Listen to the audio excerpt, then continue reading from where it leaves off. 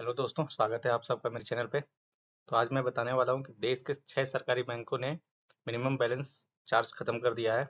जैसे कि आप सब लोग जानते हैं कि सारे मैक्सिमम लोगों का अकाउंट में बैंकों में अकाउंट होते हैं। ओके, तो ऐसे कौन कौन से बैंक्स हैं जिन्होंने मिनिमम बैलेंस मेंटेन करने का चार्ज हटा दिया है। तो आइए जानते हैं ये मिनिमम बैलेंस क्या होता है।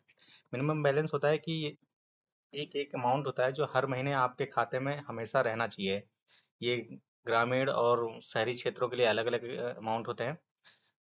जैसा कि यहाँ देख रहे हैं आप, एमबी यानी कि हर महीने की औसत राशि जो खाते में होनी चाहिए, जो आपको अपने बैंक अकाउंट में हर महीने बनाए रखना जरूरी होता है।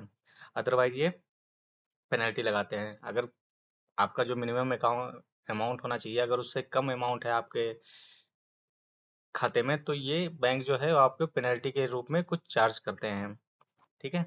तो अभी हाल ही की न्यूज़ में आई है, कुछ बैंकों ने और हटा दिए हैं ये मिनिमम बैलेंस का। तो आइए देखते हैं वो कौन कौन से बैंक हैं। तो जो पहला बैंक है वो यूनियन बैंक ऑफ इंडिया है। इन्होंने कहा है कि सितंबर 2025 की तिमाही से कोई चार्ज नहीं लगेगा। यानी कि अगर आप सेविंग अकाउंट, सामान्य सेविंग अकाउंट को राहत। ओके, मतलब इसका ये है कि अगर आपके अकाउंट में मिनिमम बैलेंस है, मिनिमम बैलेंस से कम है, फिर भी ये कोई भी आपको पेनल्टी चार्ज नहीं करेंगे। यानी आपका अगर बैलेंस तय सीमा के नीचे भी चला गया तब भी ये पैसे नहीं कटेंगे।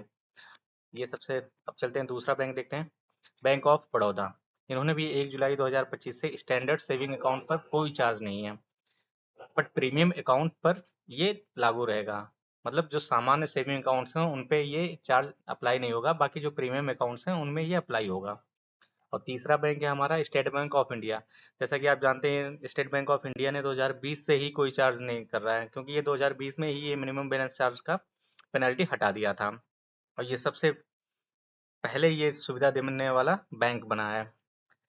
और अब आगे देखते हैं कौन सा, इंडियन बैंक। इंडियन बैंक ने भी 7 जुलाई 2025 से सभी सेविंग अकाउंट पर से मिनिमम बैलेंस वाला चार्ज हटा दिया है। मतलब आप चाहे खाते में आपके 0 रुपए हों, 100 रुपए हों, 200 रुपए हों, उससे कोई फर्क नहीं पड़ेगा, कोई भी पेनल्टी आपके खाते पे नहीं लगेगी। इसी तरीके से आपका केनरा बैंक है।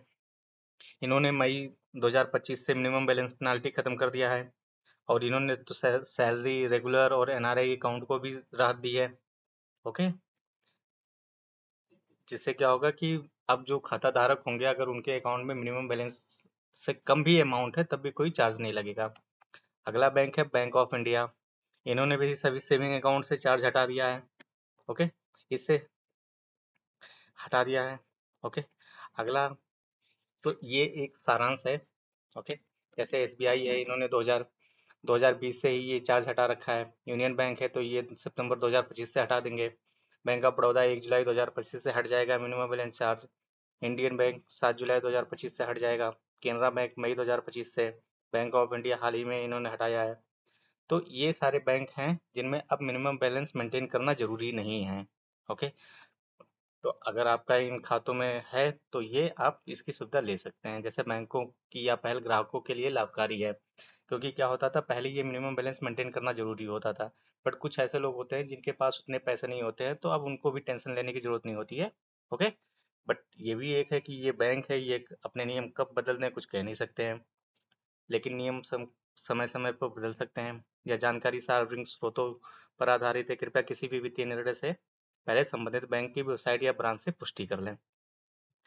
तो अगर आप मेरे चैनल में पहली बार आए हैं तो मेरे चैनल को सब्सक्राइब कर लीजिए, जिससे कि इसी तरह की इन्फॉर्मेटिव वीडियो आपको मिलती रहे। धन्यवाद।